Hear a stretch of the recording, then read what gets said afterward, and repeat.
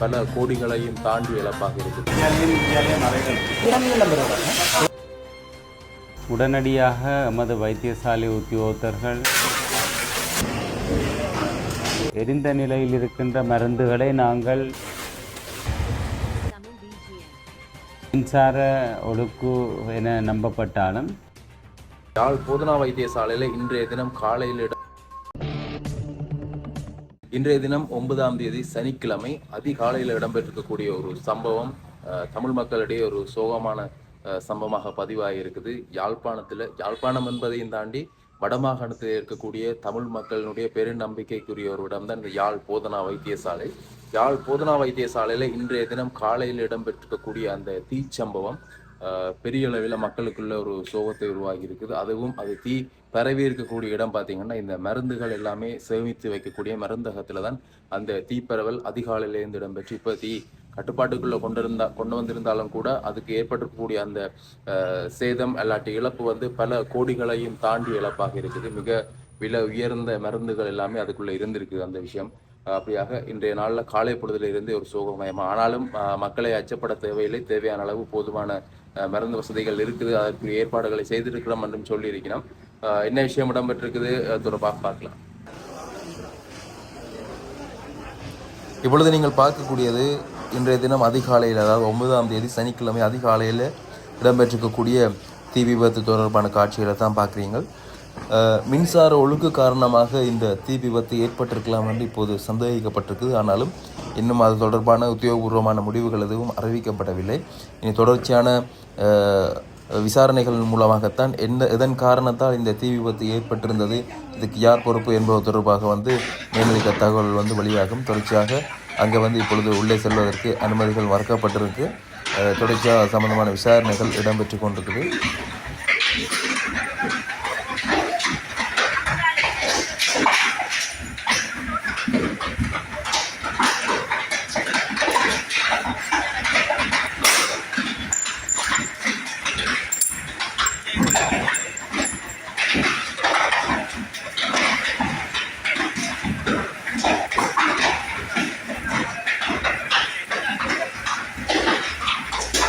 யாழ்ப்பாணம் போதனா வைத்தியசாலை அதிகளவான ஆயிரக்கணக்கான மக்கள் தினமும் இங்கே சிகிச்சைக்காக வரக்கூடியவர்கள், தங்கி நின்று சிகிச்சை பெறக்கூடியவர்கள் ஆயிரக்கணக்கானவர்கள் தினம் செல்லக்கூடிய ஒரு வைத்தியசாலை.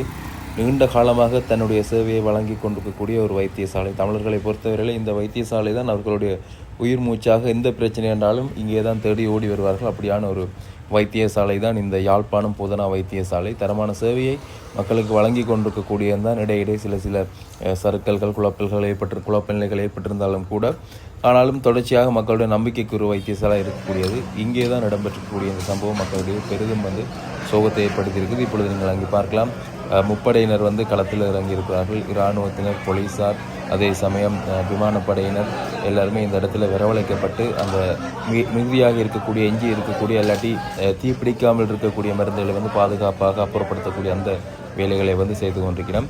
அதே சமயம் காலையில் பார்த்திங்கன்னா வடக்கு மாகாண ஆளுநர் திரு வேதநாயகம் அவர்கள் இந்த இடத்துக்கு நேராக வருகிறது நடந்திருக்கக்கூடிய விஷயங்கள் தொடர்பான ஆராய்ச்சிகளை செய்து கொண்டிருக்கின்றார். இதுல உள்ளதை எடுத்துக்கிறேன். இப்போ கொஞ்சம் ட்ரக்ஸ் இருக்குது, அது பங்கால அதுக்குள்ள சார் அந்த போனெல்லாம் ஆன்டிபயோட்டிக் மருந்துகள் மட்டும் போகலாம். இராணுவத்தினர் மருந்துகளை மீட்கக்கூடிய அந்த காட்சிகளை பார்க்குறீங்க. எரியாமல் அங்கே இருந்து இருக்கக்கூடிய அந்த மருந்துகளை மீட்கக்கூடிய பணிகளை செய்து கொண்டிருக்கிறார்கள்.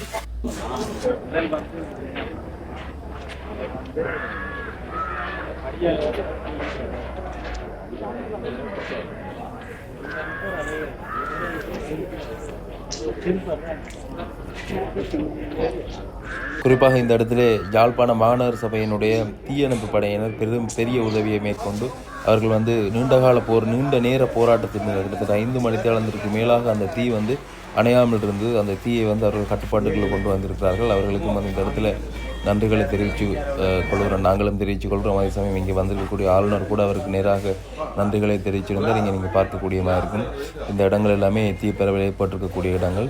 முழுவதுமாக சில பகுதிகள் முற்றிலுமாகவே எரிந்து நாசமாக போயிருக்கின்றன. மேலே இருக்கக்கூடிய கூரைகள், அதாவது சீட் கூரை தான் மேலே இருக்குது, அந்த கூரையெல்லாம் அந்த வெப்பத்தால் வெடித்து கீழே விழுந்திருக்கக்கூடியதென இங்கே இராணுவத்தினர் களத்தில் பணிகளை செஞ்சு வந்திருக்கக்கூடிய அந்த காட்சியிலையும் பார்க்குறீங்க.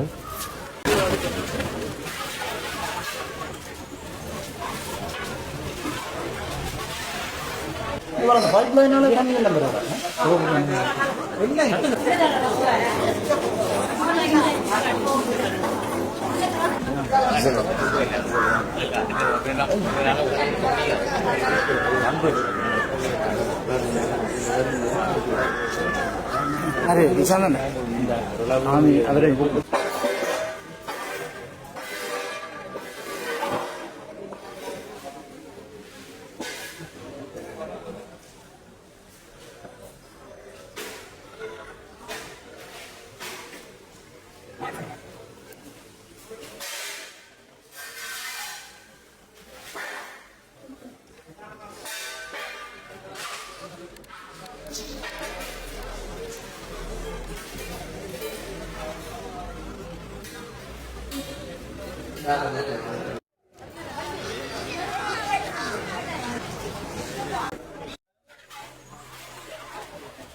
இந்த தீ விபத்து தொடர்பாக வைத்தியசாலையினுடைய பணிப்பாளர் சத்தியமூர்த்தி அவர்கள், வைத்தியர் சத்தியமூர்த்தி அவர்கள் குறிப்பிட்டிருக்கக்கூடிய விஷயம் தொடர்பாக நீங்கள் தொடர்ந்து பார்க்கலாம். இன்று அதிகாலை 1 மணி அளவில் எமது வைத்தியசாலை பிரதான மருந்து களஞ்சியத்தில் தீ விபத்து ஏற்பட்டது. உடனடியாக எமது வைத்தியசாலை உத்தியோகத்தர்கள் மற்றும் மாநகர சபை உத்தியோகத்தர்கள், முப்படையினர் அப்பகுதிக்கு வந்து அங்கு ஏற்பட்ட தீயை அணைப்பதற்காக பல்வேறு முயற்சிகளை மேற்கொண்டனர். அதே சமயம் அங்கிருந்த ஒரு தொகுதி மருந்துகளை நாங்கள் பாதுகாப்பாக வெளியேற்றியிருந்தோம். இப்போது அங்கே எரிந்த மருந்துகளின் அளவு பற்றி கணக்கெடுக்கப்படுகின்றது.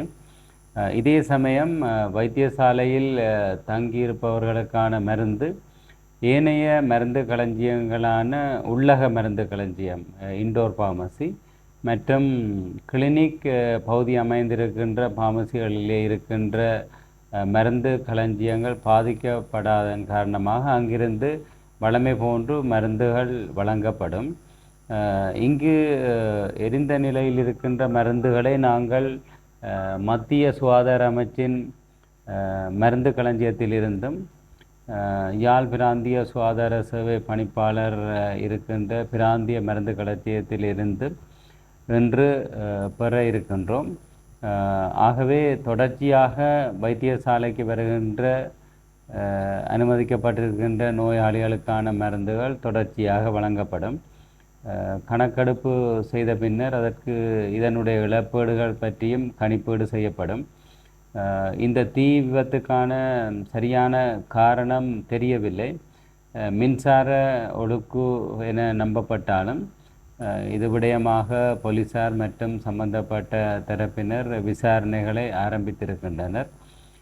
பொதுமக்கள் இந்த வைத்தியசாலைக்கு வழமை போன்று சிகிச்சை பெறுவதற்கான சகல ஆயத்தங்களுக்கான நடவடிக்கைகள் மேற்கொள்ளப்பட்டிருக்கின்றது.